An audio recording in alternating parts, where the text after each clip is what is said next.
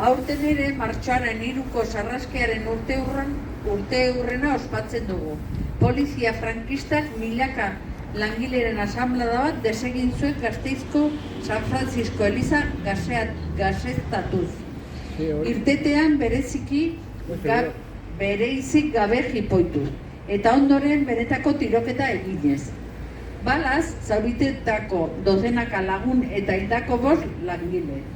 Pedro Mari Martínez Ocio, 27 urte, Francisco Aznar Clemente, 17, Romualdo Barroso Chaparro, 19, José Castillo García, 22, eta Bienvenido Pereda Moral, 30.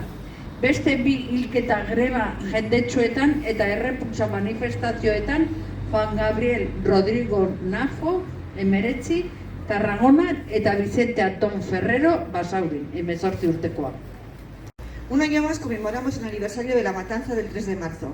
La policía franquista disolvió la asamblea obrera de miles de trabajadores gaseando la iglesia de San Francisco de Gasteiz, apaleando indiscriminadamente al salir y disparando después a mansalva con fuego real. Docenas de heridos de bala y 5 trabajadores asesinados. Pedro María Martínez Ocio, 27 años. Francisco Aznar Clemente, 17 años. Romualdo Barroso Chaparro, 19 años. José Castillo García, 32 años. Y Bienvenido Pereda Moral, 30 años. 2 asesinados más en las multitudes, huelgas y manifestaciones de repulsa. Juan Gabriel Rodrigo Nafo, de 19 años, en Tarragona. Y Vicente Antón Ferrero, de 18, en Basauri.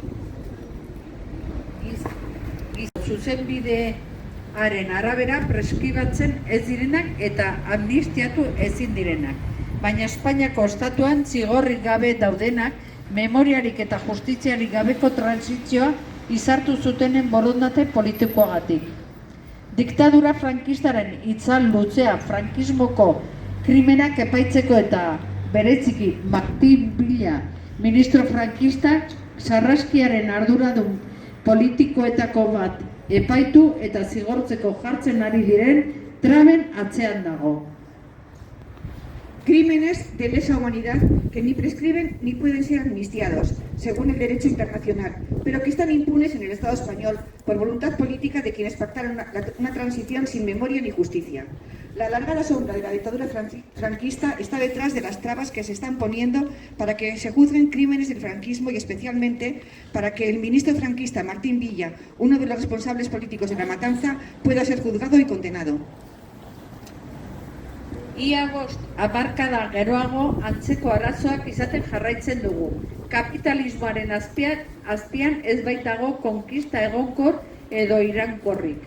Orduko gazteak gaur egungo pentsiodunak gara. 7 urte daramatzagu borrokan. Pentsioen sistema publikoari etengabe egiten zaizkion erasoen aurrean. Pentsioak murrizten neurriak onartzen dituztena. Eta orduko emakumeak borrokaren lehen lerroan beti okerren ordaindutako kategoriatan eta lanetan diskriminatuak etxean zaintza lanak egitera baztertuak dira gaur egun miseriazko pentsioak jasotzen dituztenak. Casi 5 décadas después seguimos teniendo problemas similares, porque bajo el capitalismo no hay ninguna conquista estable ni duradera.